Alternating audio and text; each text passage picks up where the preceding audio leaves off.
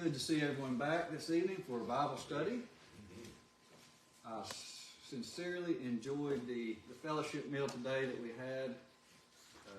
Good fellowship and time with each other and some good food.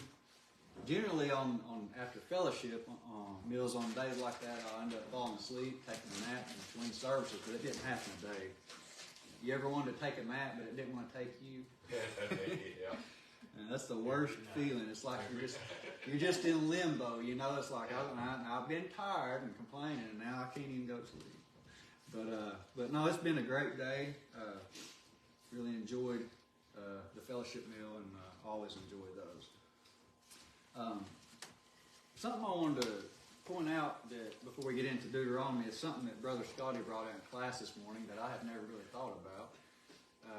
Is about how the church, when we live in a distinctive way and the advantages we have with God on our side and God as our source, the world recognizes that and they see something unique about it, and they may not be able to pick up, but they see an attractiveness about it.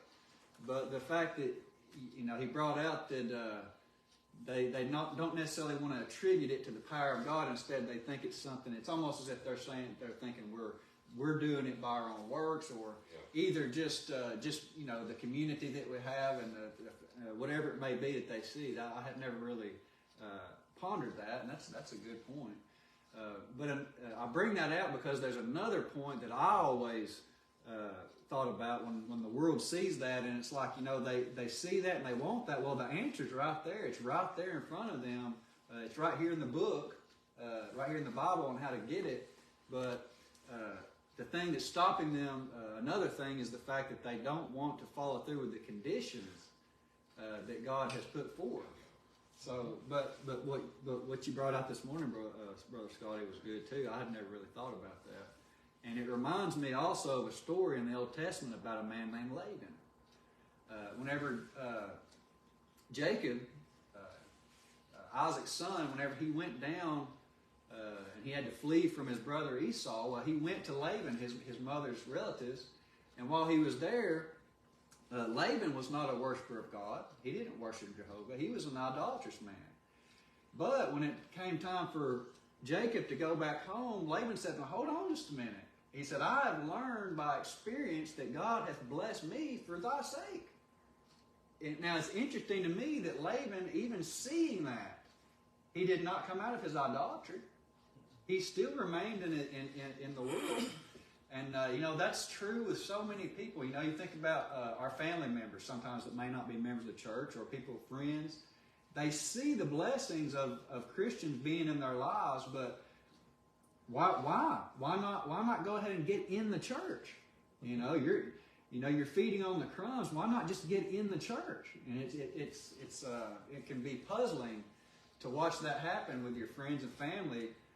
But that's the way it is. You know, some people want to worship God and as a stepchild, you know, I guess you could say. But it was an interesting point that you brought out, and I had really never thought about that. But yeah, I've seen it too often that everybody wants good Christian neighbors that'll stop somebody from breaking into their house and call the cops if there's somebody messing around their house, or that'll call the fire department if they see a fire spring up. They want good, friendly Christian neighbors, but they don't want to have to be that person themselves. Yeah, they see the benefits, but they don't want to, as I said, go through the conditions. Or like you said, they misunderstand some fundamentals about where that power and that life, that unique life, is really coming from, the source of it. They don't want to attribute it to God. You know, it's the same with any nation, families, any organization. I tell people that the natural course of things is entropy. Everything falls apart. Everything decays. Everything falls apart eventually. This body will one day return to the earth that it came from. Mm-hmm. The thing is that they have to remember that anything that goes against that has to have the power of God. If a nation wants to prosper, they have got to be a godly nation, or they will crumble from within, because that's nature.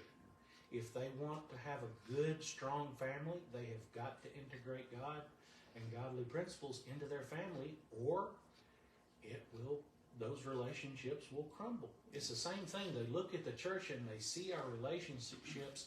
They see us prospering socially amongst ourselves, but they do not realize that it is the power of God that keeps all of that moving, that keeps all of that progressing and prospering. And if you take God out of it, then how many human organizations have we seen that eventually have fallen apart? That you get people that can't get along, it all becomes about self, and then it's over. Well, the Bible says that righteousness exalts a nation, but sin is a reproach to any people. And once a nation begins to decay from the inside morally, at that point, the nation that takes it over or runs it over, it's irrelevant, really. That was waiting. It was ripe and waiting. And so, make a good point there. Yeah. So we've been studying in the book of Deuteronomy, and we're still in this one speech, the second speech here. We've been going through. It's a long one. This is the longest one, chapters 5 through, I believe, 26. And so we've seen the first speech. He goes back and gives Israel a history lesson and shows them that they failed sometimes, but they also succeeded. They also had victories to encourage their faith. And this section here is more, he's getting into more of the meat of the principles and things, the laws that they're going to be living by. And he emphasizes the heart. He emphasizes love for God and wants them to understand that God, though they're going through maybe some bumps in the road, doesn't mean that God hates them. And it's interesting that in chapter 1, verse 27 of this book, they said that God had brought them into the wilderness and that he hated them. And so for them to have that idea, you can understand where their real problem was in the book of Numbers. To have the idea that God hates you. Can you imagine trying to serve God and do it in the proper way with the idea that God hates you? You can't serve God properly in that way. That's a fundamental flaw in an understanding about God. So Moses is trying to help them understand that God doesn't hate you. He loves you. And the trials were supposed to, they were supposed to be a test of your faith to see whether or not you're going to rely on your understanding or you're going to go ahead and put your faith in God. And in spite of those, just continue through and see if he'll bring you through on the other side, blessed better than you were in the first place. So he's trying to get that across to this second generation. Last week, Wednesday, we got up to chapter 22, and we saw some things about marriage and the chapter actually deals with a lot of different things we looked at. He showing about different moral laws and things. And I just wanted to touch a few things before we get to chapter 23. I'll just begin reading in verse 25. It says, but if a man, verse 22, if a man be found lying with a woman married to a husband, they shall both of them die, both the man that lay with the woman and the woman. So shalt thou put away evil from Israel. If the damsel that is a virgin be betrothed unto a husband, and a man find her in the city, and lie with her, then you shall bring them both out to the gate of the city, and shall stone them with stones that they die, the damsel because she cried not, being in the city, and the man because he hath humbled his neighbor's wife. So we see God's attitude towards fornication in the Old Testament it's a very grievous sin, and it was to be scourged out of the conversation by stoning. And we see in the New Testament God's attitude is the same. The penalty is not the same, but his attitude is still that fornication is a very grievous sin. He deals with it in the book of 1 Corinthians. He deals with it in Matthew chapter 19 and different places in the New Testament where he talks about the fact that it's there's something about fornication that is more grievous than other sins because it's a sin against your own body, he says in 1 Corinthians. And so there's something about it that is different from other sins. Now, of course, here he talks about being in the city where there's more people around, and the woman consenting to this, if you will, is the way he puts it here. Now, the following verses, he talks about the fact that if they're in the field, it's a different story. In other words, if they're out in a rural area, there's not a lot of people around. I'll just begin reading in verse 25. He says, But if a man find a betrothed damsel in the field, and the man force her and lie with her, then the man only that lie with her shall die, but unto the damsel thou shalt do nothing. There is in the damsel no sin worthy of death, whereas when a man riseth against his neighbor and slayeth him, even so is this matter. For he found her in the field, and the betrothed damsel cried, and there was none to save her. So, it's a different story. If there's nobody around and there's no way to be able to see, did the woman try to do anything or not? And so we see the difference there. And basically, a betrothed woman is basically a woman that's engaged to be married. So basically, at that point, she was taken in the eyes of God, or in the eyes of everybody. She should have been. And then verse 28, he says, If a man find a damsel that is a virgin, which is not betrothed, and lay hold on her and lie with her, and they be found, the man that lay with her shall give unto the damsel's father 50 shekels of silver, and she shall be his wife, because he humbled her. He may not put her away all his days. And so we see they're paying dowry, and he talks about the fact that if this is the case, they need to go ahead and get married and do this the right way, and that he will not be able to divorce her. And then verse 30, he says, A man shall not take his father's wife, nor discover his father's skirt. And that's basically, Leviticus 18 went in detail through all this, about all the different sins as far as of a sexual nature. He went through all those, and he's kind of following up here and giving some additional things that he dealt with in Leviticus 18. So that brings us up to chapter 22, kind of a difficult chapter. I don't know, that's my opinion. Maybe I don't know if you guys thought it was kind of a difficult one to study through. There were some phrases that I had to go. If you didn't, you did better than me, because I did find it a little difficult. Yeah, just because some of the phrases and things in here I had to look up. I didn't know what it meant. So. Yeah, I knew about a lot of the phrases. A lot of that chapter deals, and people, when they look at it on the surface, they think, okay, what's not taking the hen with the eggs got to do with I guess that throws a lot of people off. And stuff like that. And a lot of the chapter boils down to selfishness. It's like, and what God is doing is He's showing both ends of the slippery slope. He's like, if you're selfishly going out, don't go out and be selfish. And it's like, hey, I'm going to take the chicken and the eggs, and they're both going to be mine. He's like, leave something so somebody else can have something. And when it comes to the sexual immorality, he's like, don't, and it was really for both men and women. There have been men, far too many men, who have gone out and taken advantage of women and forced themselves. And he's basically saying, don't do that. And the same thing is, there have been women who basically were being promiscuous, and when it was found out, in order to protect their reputation, selfishly accuse the man of basically forcing himself on her. And it all boils down to where people's heads are at. If you're selfish and all you care about is what you can get, it's basically the same issue at heart, whether it's the sexual immorality or whether it's taking the chicken and the eggs. Either way, those are distinctive laws that other nations would not have, and that's the exact reason that Deuteronomy 4 said, these other nations, they're going to look at the laws that you live by, and they're going to be marveling at that. They're going to be amazed by that, because they're not going to have restrictions like that. If they want the chicken and the egg, they're going to take it. They're going to have their cake and eat it too.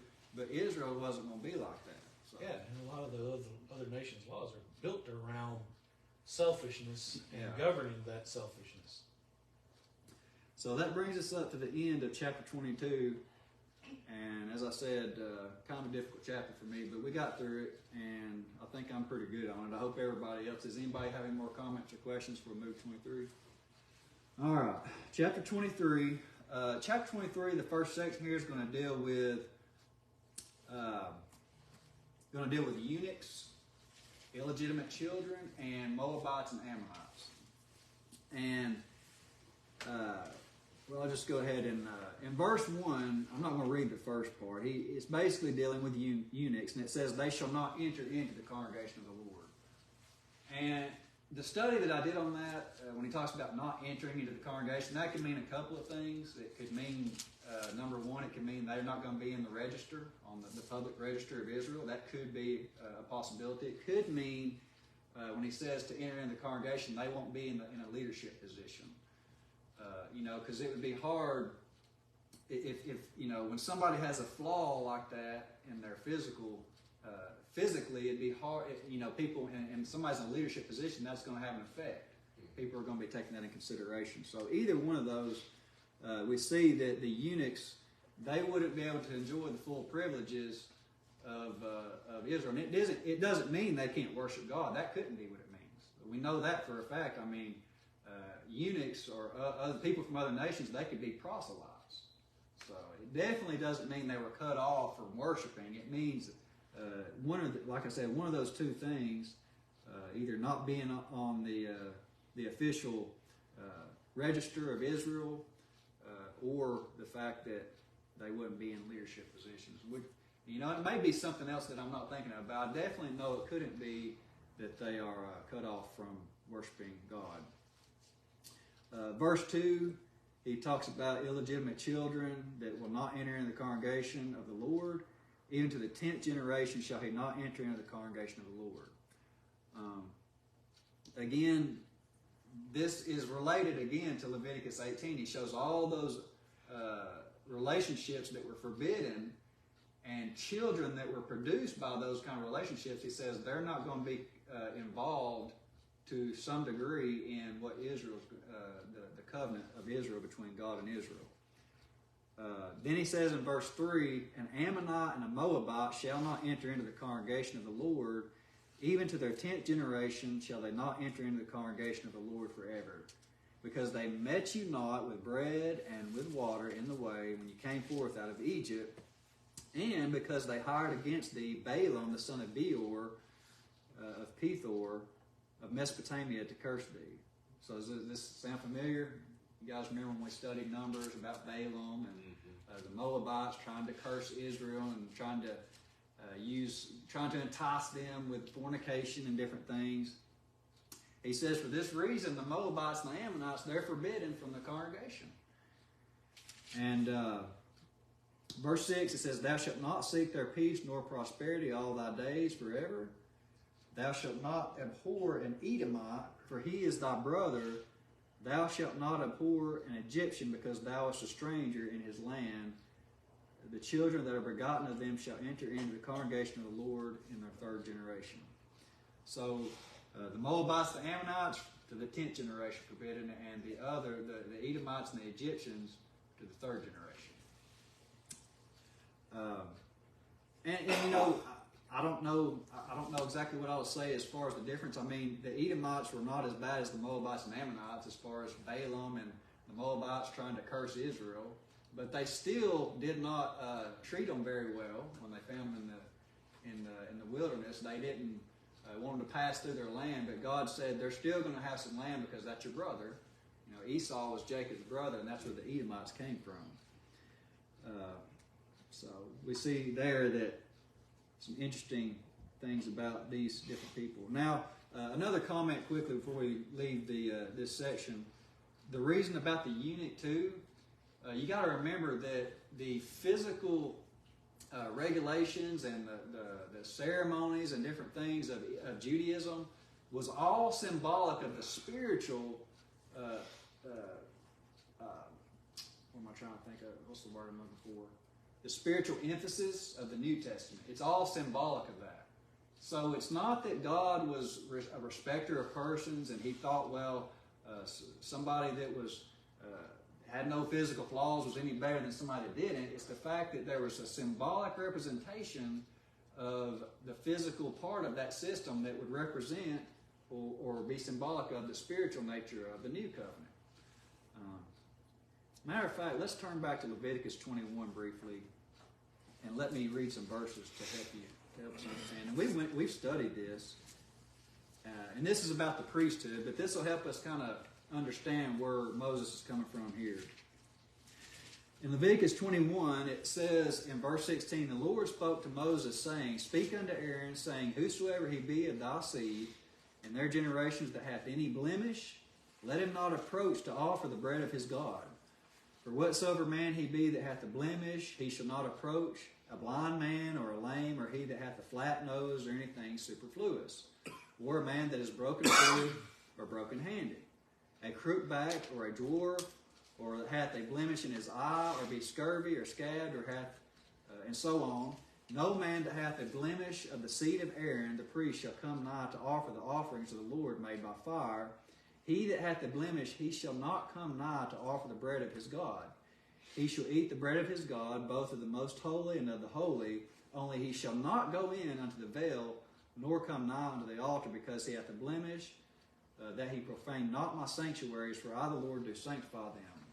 So this is talking about regulations for the priests here, but it's similar to what he's talking about in Deuteronomy. You see, he's not saying, well, if you got a cleft palate or something, you're just no good. You're not going to be able to do anything. He's saying they can still worship, but there's certain things, certain privileges they're not going to be able to take part of because of the nature of Judaism. The fact that everything physical they did was representative of the spiritual nature of the new covenant. Is everybody with me on that? I hope I'm not confusing anybody. Okay. Just remember that these peculiar laws, as I said, that's why. Because Judaism was primarily fleshly, it's primarily physical. There was all these ceremonies that were involved, and the spiritual undergirdings were there, but everything was primarily physical. Now the New Testament is not primarily fleshly or physical. Today, it doesn't matter if one is a eunuch. I mean, we don't necessarily use that word. We don't have those, but it doesn't matter so much about physical blemishes and things like that. Everybody stands on the same level. Male, female, Gentile or Jew. But God still wants your best. Right. God still wants the best regardless, but the distinctions of the law are gone. Right. Like for example, if you think about the tabernacle in the most holy place and the holy place, the women were on the outer part. They could not approach into the inner part. They had the women's court. They had the Gentiles' court. The Gentiles couldn't come in as close as the males. I knew that they had a separation of those courts, but I didn't know that there was a women's and men's. Yeah, the women didn't have the same privileges as men did. Wow. Well, that's still true today. Women can't serve. Right. Well, it's not exactly the same. That's what I'm trying to show you. I know, I get what you're saying. Women are not to teach in a public assembly, of course, but what I'm saying is, under that covenant, the women, you see the physical, like they physically could not approach close to the most holy place, and even back there, it wasn't because that a man was better than a woman or a Jew was better than a Gentile. It was symbolic of the nation being pure and the seed coming through Israel. And the fact that it was to remain that way until he came into the world. Now, after Jesus came into the world, died on the cross, and we have Jew and Gentile together in one body, there's no need for these limitations anymore. They're all broken down. Ephesians chapter 2 talks about the wall of partition being broken down, alluding to the temple. The curtain being ripped. Yeah, all those limitations are gone. And so, just remember that when you're reading about these laws. We can turn back to Deuteronomy, by the way. When you're reading about these laws in the Old Testament, where it seems to be saying that God is, putting some people up here and others that have physical blemishes on a lower plane. It's not necessarily that that God, He's not a respecter of persons. It has to do with the nature of Judaism compared to. In contrast to what we see in the New Testament, where there is no limitations like that. So just remember that whenever you're reading through and seeing these. And another thing too, I think the restrictions on the Moabites, I think that is restricted to males too, because if memory serves, Ruth figures in the lineage of David, and she was a Moabite. Yeah, she was a Moabite. So that would have disqualified David from being, because he was within 10 generations of Ruth. Oh yeah. So I think these restrictions apply to males, not to women. Yeah. Yeah, you actually see some examples in Nehemiah where this law comes into play, where they had intermingled, they had married Moabites, they had children by them, and all that, and Nehemiah made them separate. People today talk about, well, why is God's law so strict on marriage, divorce, and remarriage? What about the emotions? Well, what about the emotions? I mean, in Nehemiah's day, they had the children that were the result of those marriages, they had to put those wives away in order for them to move forward and make progress. Mm-hmm. And so, that was the only way that they could be pleasing in God's eyes at that point, because they had been in those I'm trying to remember the law. If memory serves, I think they were still responsible for the well-being of those women, regardless. Even if they put them away, they were still responsible for them. I don't know. I'm not sure about that, but I do know that Nehemiah said they have to separate. They got to put the wives away, and they had children by those wives. So Nehemiah wasn't concerned with the emotions. He was concerned with doing what God said. And I'm not saying, our emotions are not important. I'm just saying his primary concern was we need to do things by the due order, because God is not going to be pleased with anything less. Well, it's just like Hagar and Ishmael. I mean, the Lord made sure they were took care of. Right. I mean, whoever these that were put away, I mean, God's not going to just banish them or whatever. Right. It's not like, Nehemiah said you got to put them away, and now we're going to treat them bad or something. It's just. Well, out of that instance with Nehemiah is where your Samaritan peoples came from, and you can see Jesus' attitude towards the Samaritans. In the New Testament, the Jews considered them dogs. Yeah. They thought of them as lower than dirt, dirty blood, even though they had been descended, quite possibly, from these same people discussed with Nehemiah. But Jesus is out here talking to the Samaritans. He's out here giving the Good Samaritan lesson that has been handed down for thousands of years now. I mean, it's not that God hates these people. It's that he had a physical example he was trying to set on purity. Exactly.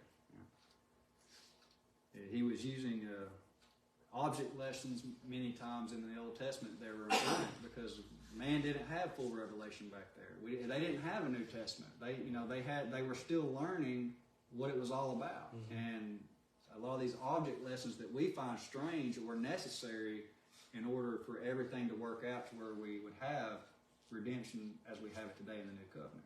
So that's a good point. Verse 9, he says, "When the host goeth forth against thine enemies, then keep thee from every wicked thing. If there be among you any man,"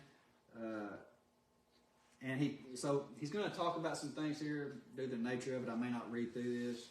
But again, he's talking about physical purity. Ceremonial cleanliness was very important. And so certain physical things that would hinder if it hindered the worship, he said you got to take care of that. And all that stuff again was symbolic of the spiritual purity of the new covenant. It kind of makes you wonder why God had to be so specific about some of these things. Yeah, he gets down to because humans don't have walking around sense. I mean, Deuteronomy gets right. If you ever wonder, is the gospel, is God's law supposed to affect every part of our life? Just read through Deuteronomy. So it'll show you that it gets into everything. And I'm not kidding. I'm being very blunt and very serious. God gave the children of Israel laws about waste control. And we'll just put Sanitation. That's what he's talking about here. Because there are areas of the world now where they literally throw the human excrement out into the streets. That's what happens when humans are left to their own devices. We don't have walking around sense without God to tell us, hey, what you're doing is stupid.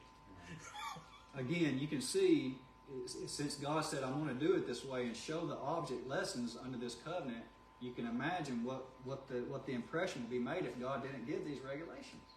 We can do whatever we want. Yeah. If there was nothing to help them see that, We've seen it in our world. Places where God's word is not prospered, and that's the case. I mean, it's unreal, really, exactly how bad humanity can be when they don't accept God's guidance. Yeah, I've heard about people who've been on mission trips and stuff, and those are people that I really highly commend because that's something that we don't think about a lot.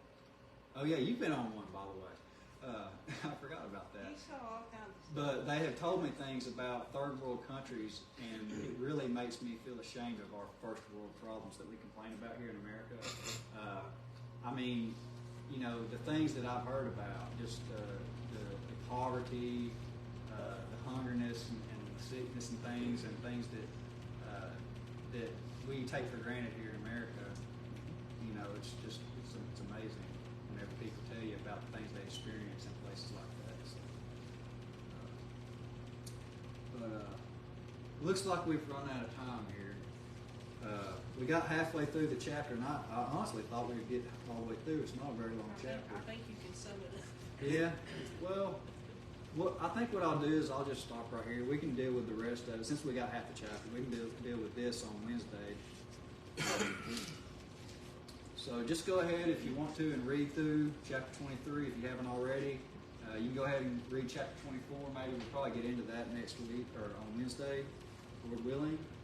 I appreciate your attendance tonight. Thank you for your attention.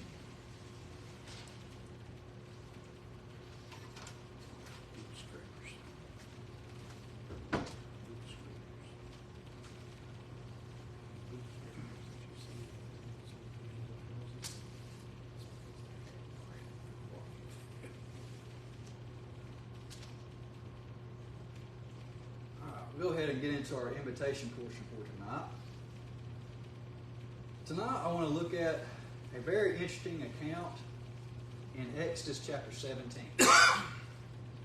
Now, remember, Exodus is a very pivotal chapter for the nation because in Exodus we have the plagues being brought on Egypt when they're down there in slavery, and we have the one main event of Israel, which was the Exodus out of Egypt. There's a whole movie about it, the Charlton Heston movie called The Ten Commandments. Everybody know that, right? And I don't want to make that, I'm not trying to say to use that. Just go to the Bible. That's the best account. But we see that that's a huge event in their history. It's a pivotal part in their history because that was the event that all the other nations, when Israel would be trying to get others to serve God and worship God, that was one of the event that they understood, that they knew about Jehovah. A lot of the preaching that was done in the Old Testament was not as we do in the church today, a man standing in the pulpit. It was done through the actions of Israel in and through them. So when they heard, whenever God brought this little nation out of Egypt and destroyed the most powerful army on the face of the earth, the whole world heard about that. Word traveled fast. Bible class this morning about Joshua and Rahab. Rahab said, we have heard how the Lord dried up the Red Sea. That was one of the first words that came out of her mouth. She said, we don't want to deal with that. So she was smart. She had common sense. But we see there that that's what she referred to. And so this is Exodus 17 is not very far from that. They've come out from the Red Sea. They got out in the wilderness, and they come into their first battle here. And look what it says in Exodus 17, beginning in verse 8. It says, Then came Amalek and fought with Israel in Rephidim.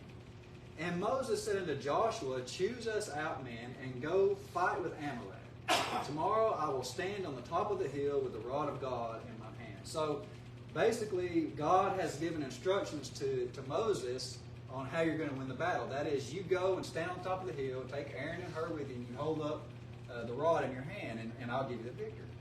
So that was the conditions upon them winning the battle. Verse 10, So Joshua did as Moses had said to him, and fought with Amalek, and Moses and Aaron and Hur went up to the top of the hill. And it came to pass when Moses held up his hand that Israel prevailed, and when he let his hand down, Amalek prevailed. But Moses' hands were heavy, and they took a stone and put it under him, and sat thereon, and Aaron and Hur stayed up his hands, the one on the one side and the other on the other side, and his hands were steady unto the going down of the sun. And Joshua discomfited Amalek and his people with the edge of the sword. And the Lord said unto Moses, write this for a memorial in a book, and rehearse it in the ears of Joshua, for I will utterly put out the remembrance of Amalek from under heaven. And Moses built an altar and called the name of it Jehovah Nissi, for he said, because the Lord hath sworn that the Lord will have war against Amalek from generation to generation. And so we see here that God gives the instructions. All you got to do, Moses, go up and hold your hand up, hold the rod up, I'll give you the victory. Now what happened was, this was a long battle. This was not just, a quick battle. This was apparently all day, from the sun up to the sun going down. So, as time's passing, Moses, he's getting tired, and his hand's starting to droop. So Aaron and Hur go up on the side and help to hold his hands up. And so, God said, get it done. I don't care how you get it done, but you're going to have to do what I said to get the victory. So Aaron and Hur said, we're going to help you out, and they'd hold his hand up. So that rod in his hand became a burden in a sense. It was heavy. It was getting too much for him to handle. Now, with that in mind, listen to what Galatians chapter 6 says. Galatians chapter 6, verse 1, it says, brethren, if a man be overtaken in a fault, ye which are spiritual, restore such an one in the spirit of meekness, considering thyself, lest thou also be tempted. Bear ye one another's burdens, and so fulfill the law of Christ. When we see our brethren dealing with a temptation, dealing with a sin or an affliction, a trial in their life, how great is it for us to be able to come into the assemblies and get strength and encouragement from our brethren? To bear our burdens with us, as if we were holding up that rod like Moses and it got too heavy, and our brethren came to help us to follow through and with God's plan and to get victory. Isn't that a great thing? We see in Hebrews chapter 10, he says, not forsaking the assembling of yourselves together, as the manner of some is, but exhorting one another, so much more as you see the day approaching. The assemblies are not just for us to come in and fulfill the Lord's Supper and to sing, and all those things are good, but it's also to build one another up, to exhort one another, to help each other bear our problems. And how much can we see that true here recently with all of us in this congregation? A lot of people are dealing with struggling with things right now, but we're getting through it. We're praying, we're encouraging one another, and it's working. I can say for myself, it's working in my life. It's helping me. I'm sure it's a blessing to you guys' life too. So we see this principle here in the Old Testament. Moses needed help, and when he got the help, they got the victory. Paul says to bear one another's burdens, and we can do that with our brethren. We can help out, and it'll be so much easier sometimes to get the victory. Now we got to understand there's some burdens that only we can do. He says in the same chapter, in verse 5, for every man shall bear his own burden. That's a different type of burden. Some burdens are our own that really only we can handle, only we can fix. But there's other burdens that others can help us with. And when we see those opportunities, we need to do that and help our brethren. If you're here this evening and you're not a Christian and you would like to become a Christian and to be able to participate in this bearing with one another's burdens and getting through the problems in your life, you can do that by the simple obedience to the plan of salvation through repentance, confession, and baptism. We're here to help you with that if you'd like to do that. If you're a Christian and you need prayers from the saints, if you've strayed off the narrow path, we can help you with that and get you back on the straight and narrow through repentance, confession, and prayer. Whatever your need is, please come as together we stand and sing.